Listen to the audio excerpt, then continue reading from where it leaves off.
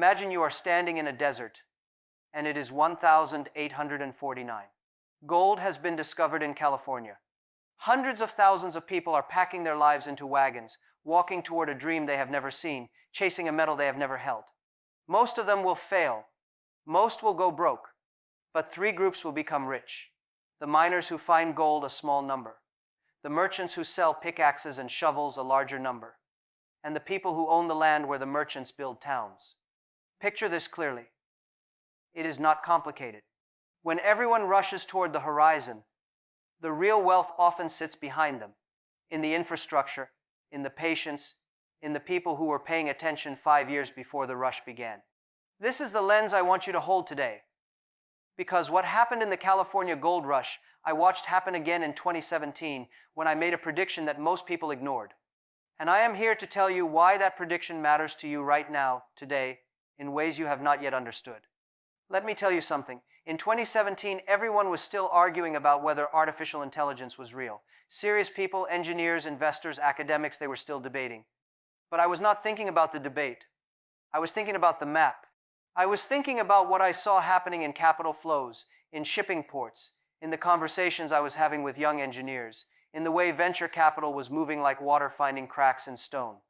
And I said to my team, this will be the most important business cycle of our lifetime. But it will not look like what people think it looks like. They asked me what I meant. I said, in 5 to 10 years, everyone will be talking about AI the way they talk about the internet. Everyone will want to build it, fund it, own it, but the real value won't be in the technology itself. It will be in who controls the data, who controls the margins in the supply chain, who has the discipline to wait while everyone else is panicking. Stay with me till the end, because I am going to show you exactly what I meant, and more importantly, what you need to do about it starting tomorrow. This is not about artificial intelligence being revolutionary. Every parent knows this is true. This is about something hidden inside that revolution, the hidden game. The real game is about capital. It is about how money moves when everyone is excited about the same thing.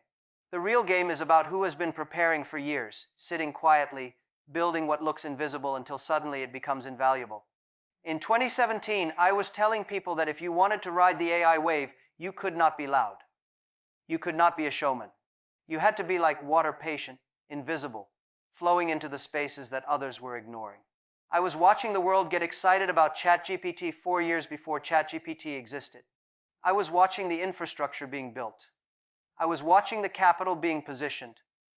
And I knew with the certainty that comes only from having built something large across 3 decades that the rush was coming. But I also knew that most people rushing would arrive too late with the wrong tools, chasing a dream that looked different from the one they imagined when they started. Let me draw the map for you, because understanding a map changes everything. Imagine the world as a series of corridors. In 2017, there were 4 major corridors where AI infrastructure was being built. The Silicon Valley corridor, where technology venture capital lives. The Beijing corridor, where Chinese internet companies were moving capital like a river in flood season. The European academic corridor, where universities were publishing research. And the emerging markets corridor, where India and Southeast Asia were watching and waiting. Now, most people in 2017 were looking at Silicon Valley and Beijing and saying, these are the corridors where the gold is. They were right, but they were not complete in their thinking. Because I was looking at something different. I was looking at where the data was coming from. I was looking at which countries had the most users, the most transactions, the most human behavior recorded as digital information.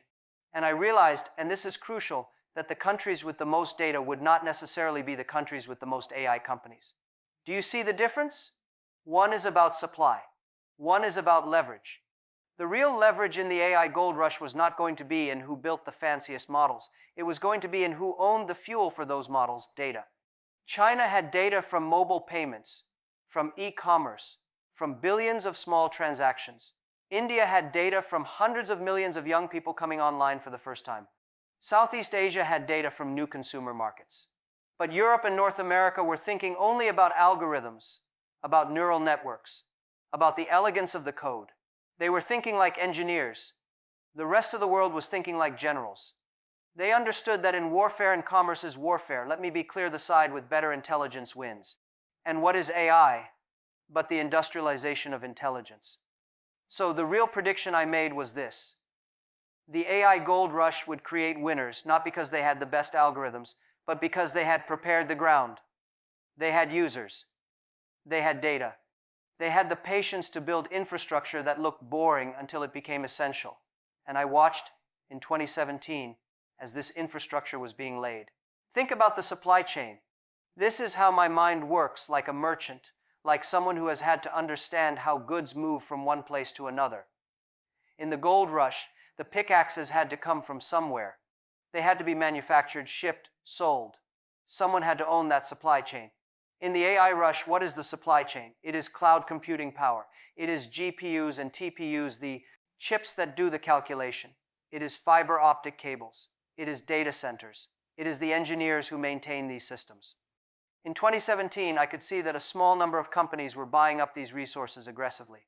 They were investing billions in chips, in infrastructure, in the unglamorous stuff that nobody at parties wanted to talk about. Meanwhile, everyone else was talking about machine learning and neural networks like they were revolutionary ideas. But I had learned something building Alibaba. The revolutionary idea often matters less than the boring infrastructure that supports it. The real money is not in the idea. It is in the system. It is in what most people ignore. So I was watching where the capital was flowing, not where people said it was flowing, but where it actually was flowing. And I could see that the real AI rush was going to be dominated by the companies that had already won the cloud infrastructure race. Amazon, Microsoft, Google in the West, Alibaba, Tencent, Baidu in China. These companies were going to become the toll collectors, the merchants selling pickaxes. And I knew this with certainty because I had lived through it before. I had built Alibaba in the internet rush. I knew exactly how these cycles worked. The people with the platform win. The people building on top of the platform, they make money too, but not like the platform owners. So that was part of my prediction. By 2025, the AI gold rush would still be happening, but the real winners would not be the AI startups. They would be the companies that owned the infrastructure underneath. And I was right. Look at what has happened. The biggest beneficiaries of the AI boom have not been OpenAI or Anthropic, though they are significant. The biggest beneficiaries have been NVIDIA, which makes the chips, Microsoft, which owns the cloud and the OpenAI partnership, Amazon, which rents the computing power, Google, which owns the data and the algorithms. These are the toll collectors. These are the merchants selling shovels to the miners. But here's where it gets deeper, and this is where most people's thinking breaks down, because it is not just about infrastructure. It is about incentives. It is about who has the incentive to control the AI future and who does not. Let me explain. In the West, particularly in America, the incentive structure said, move fast, build new companies, disrupt. This is the American genius, the ability to imagine a new world and move toward it at speed.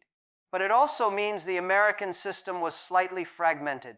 Hundreds of companies, millions of entrepreneurs, everyone trying to win. This is beautiful, but it is also inefficient. It means you are not coordinating around a single vision. You are competing. That competition drives innovation, yes, but it also creates waste and duplication. In China, the incentive structure was different. The government cared about AI because it understood deeply that AI was going to be geopolitically important. Whoever controlled AI would have leverage in the future. So what I was watching in 2017 was China beginning to organize its entire ecosystem around the AI future. It was not loud about it.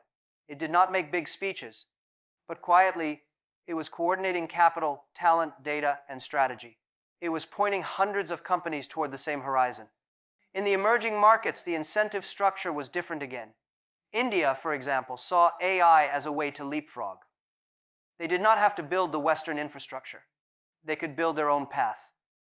This is the map I was drawing in 2017, and I was saying, whoever understood these incentive structures best would win. Because AI is not built in a vacuum. It is built by people, and people respond to incentives. So, the prediction was not AI will be big. That was obvious. The prediction was the control of AI will flow toward the places where the incentive structures are most aligned, where governments understand the stakes, and where capital and talent can be coordinated toward a single vision. And I was saying this would happen in phases. First, you would see American companies build the models because they had the talent and the capital. Second, you would see Chinese companies match them because they had the data and the government coordination.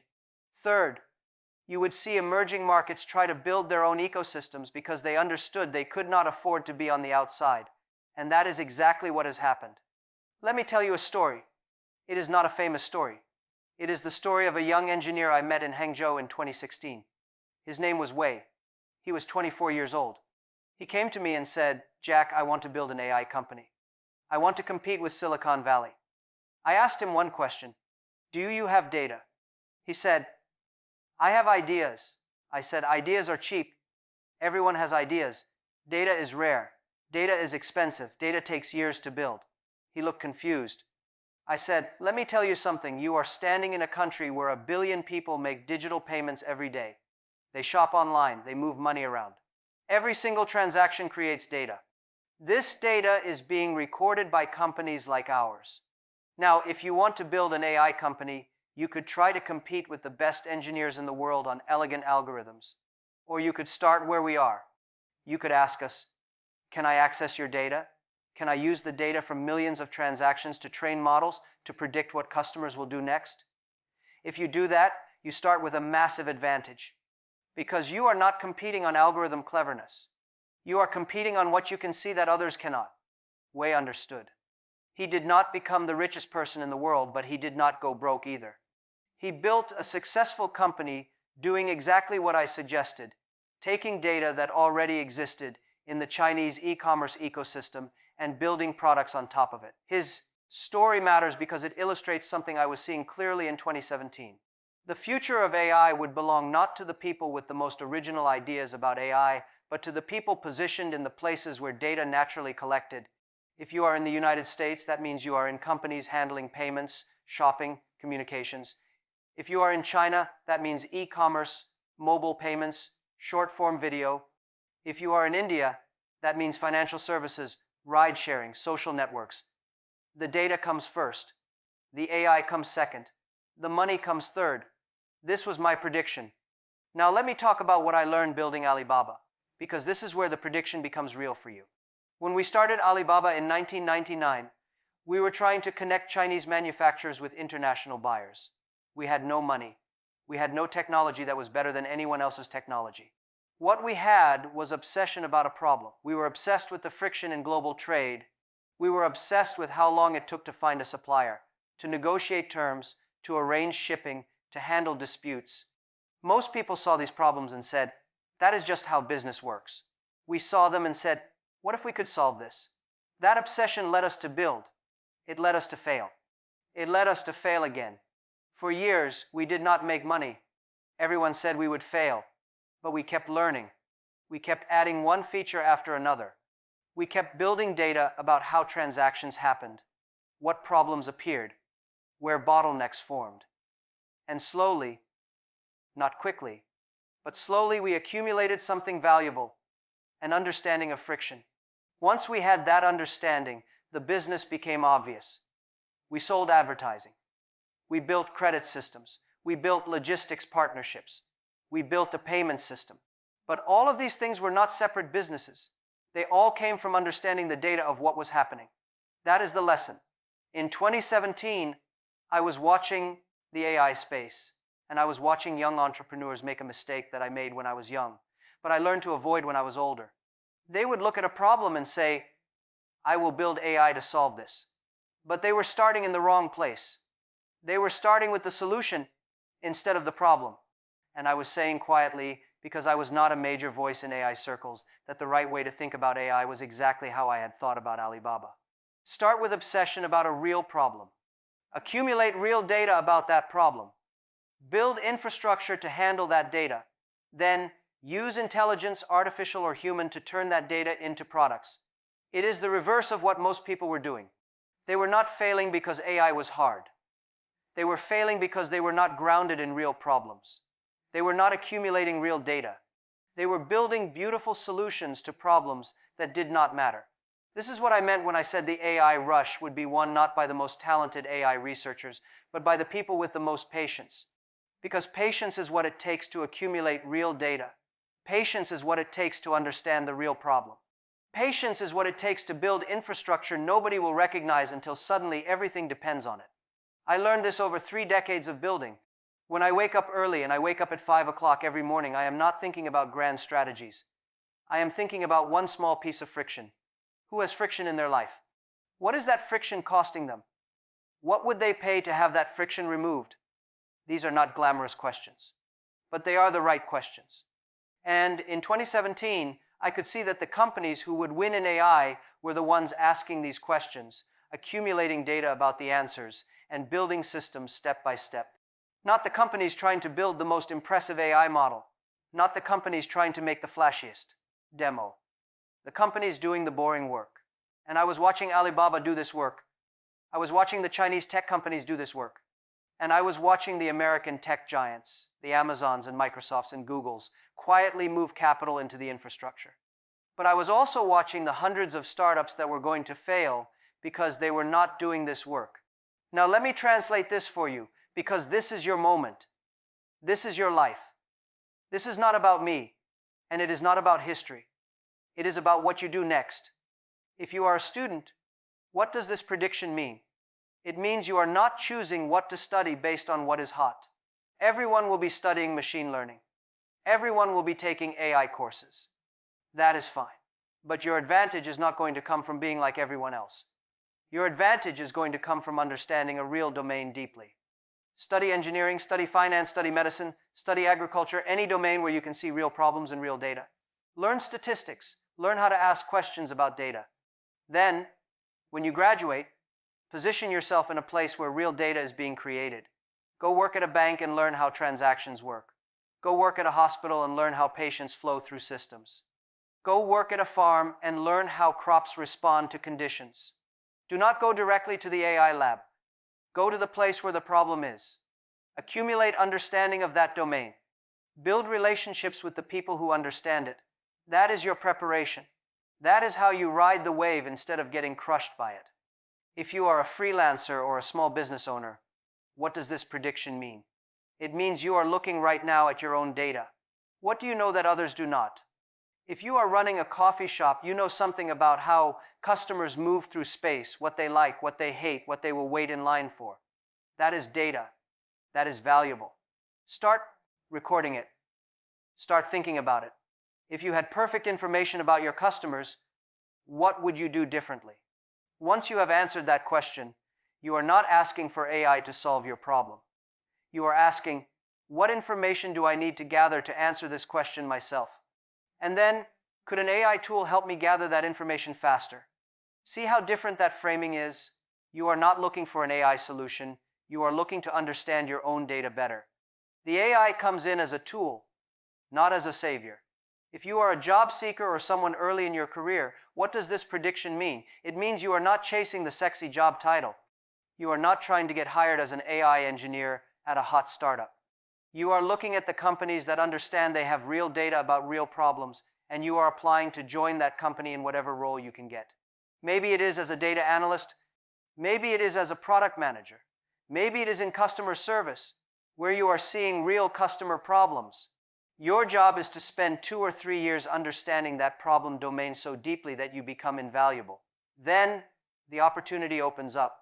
The company starts building AI tools to handle the problem. They look around and think, who on our team understands this problem deeply enough to lead this effort? Your hand goes up, and suddenly your career trajectory changes. That is how you ride the wave. If you are running a company, the prediction says something even more important. It says, stop thinking about AI as a separate thing you need to add to your business. Stop hiring an AI team and asking them to go innovate. Instead, where is the friction in our business? Where do I not understand what is happening? What data do I wish I had? Map those questions. Assign the best people on your team to understand those questions. Have them accumulate data for a year. Once you have a year of data and a year of understanding the problem, then you bring in the technology people. Then you ask, now that we know what we want to know, how can we know it faster or better? That is when AI becomes useful. Not before. Many companies have bought expensive AI software and built nothing. They did not prepare the ground. You are going to prepare the ground. You are going to be different. If you are an investor or someone with capital, the prediction means you are looking past the companies raising the most money and making the biggest claims. You are asking which companies are positioned in the corridors where real data is being created. Which companies have founder-level obsession with real problems? Which companies are recruiting the talented people who have spent years understanding difficult domains? Then you bet on those companies. Not because they will have the most revolutionary AI, but because they have positioned themselves to see what others do not see. They have prepared the ground, and the harvest will follow. This is not about X. It is about Y. It is not about whether you can code AI. It is about whether you have been paying attention to what you see that others are ignoring. Power is not loud. Power is patient. You do not win by announcing that you are building with AI. You win by building the systems that make AI obvious when the world needs it. You do not win by going viral with your AI startup. You win by going invisible until it is time. The people going invisible right now, the ones learning domain expertise, the ones accumulating data, the ones preparing the ground, those people will look very smart in 5 years. The people being very loud right now, the ones with the hottest AI startup, the ones raising the most money, the ones at every conference making big predictions, some will be very rich, but many will be forgotten before 2030. This is the way these cycles work. This is what I learned from building Alibaba. And this is what I watched happen in the early days of the sect. Internet and the mobile revolution and every other wave I have surfed. Let me repeat this clearly. You do not build wealth in the rush. You build wealth by preparing before the rush. You build wealth by understanding the terrain so deeply that when the rush comes, you are not surprised. You are ready. The people who became rich in the gold rush were not necessarily the people who found the most gold. Many of them were just luckier than the next person. But the people who built enduring wealth were the ones who understood that rush would eventually end, and so they invested in land, in infrastructure, in businesses that would survive the rush. That is the lesson. That is what I was saying in 2017. And that is what you need to do now. Now listen to the objection. Someone smart will say, Jack, you are describing a strategy for institutions. But I am an individual. I do not have a company. I do not have capital. I do not have access to data. What am I supposed to do? This is a real question, and I respect it. Here is the honest answer. You are absolutely right. Individuals do not have the same advantages as institutions. But you have something else. You have focus. You can choose one domain and go deep. A company building AI needs to think about 20 different problems. You can choose one problem and spend years understanding it. A company needs to make returns for shareholders quickly. You can wait. This is your advantage. The most powerful thing an individual can do right now is pick one domain that fascinates you, where you can see the friction and the data, and make yourself the world's expert in applying intelligence to that domain. It does not have to be artificial intelligence. It could be human intelligence applied with new tools. But the principle is the same. Understand the problem, accumulate data, then figure out the tools. This is how individuals build something nobody expected. Some people will say, but Jack, the AI companies are moving too fast. By the time I accumulate all this data and knowledge, they will have already solved the problem.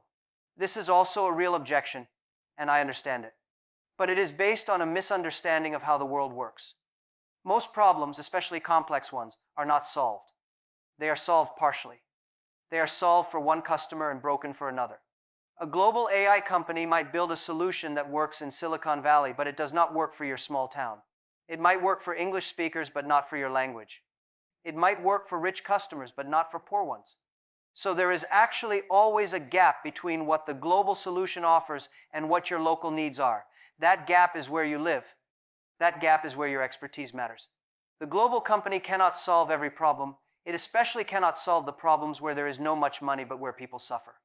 If you have spent years understanding the domain, whether it is education in rural areas or healthcare in poor neighborhoods or manufacturing in developing countries, then you have something that the AI companies will never have. Local knowledge and trust. They will have technology. You will have something more valuable, credibility. Here is what I want you to do in the next 7 days. Tomorrow, do this. Write down 3 problems you see in your life or work. Not big problems, small problems, friction points, things that take longer than they should, or that confuse people, or that seem wasteful.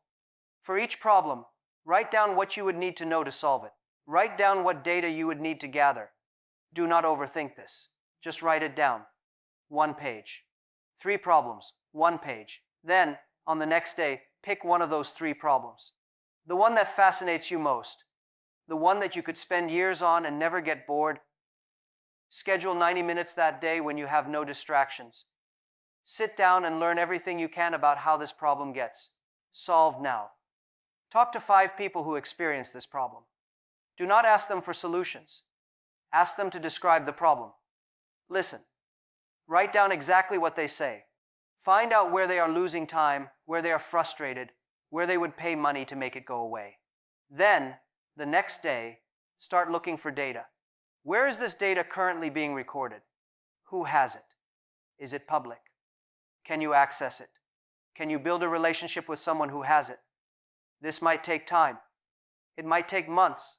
That is good. That is the preparation. That is what most people will not have the patience to do. In the 4th and 5th days, do this. Find one person who has built something in this domain. Call them. Email them. Find them. Tell them you are interested in this problem. Ask them for 1 hour of their time. Tell them you want to understand it better. Be honest. Be specific. Most people, when approached genuinely, will give time. They will tell you what matters. They will warn you about the things they got wrong. That conversation is worth more than a year of reading about AI. Hold that conversation. Write down what they tell you. By the end of this week, you will have 3 things. A clear statement of one real problem, a small collection of data about how that problem manifests, and one relationship with someone who understands that domain. That is your start. That is not small. That is everything. Because you have now positioned yourself differently than 90% of people your age who are asking, how do I get into AI? You are not asking that question. You are asking, how do I understand one problem so deeply that I become the person others turn to? And that is the only question that matters. Let me close with this. The AI gold rush you are living through right now will not last forever. In 20 years, we will look back at the 2020 seconds the way we look back at the 2000s and the early 2000s as the beginning of something, not the peak of something. Other technologies will rise. Other shifts will happen. Younger people will think you are old and out of touch because you are still obsessed with artificial intelligence, the way people your age obsess with the internet. This is the nature of technological change. It always looks permanent when you are inside it. It always looks quaint when you look back. But one thing will not change. The principle will not change. The principle is this. The people who win are the people who understand a domain so deeply that they can see what is invisible to others. They prepare. They wait. They build infrastructure. They accumulate relationships. They position themselves in the corridors where real value is being created. Then, when the moment comes, they do not need luck. They need only patience and focus. That is not about AI. That is about life. That is about being the kind of person who thinks in decades instead of days. That is about dignity. That is about legacy. And that is something within your control, starting today.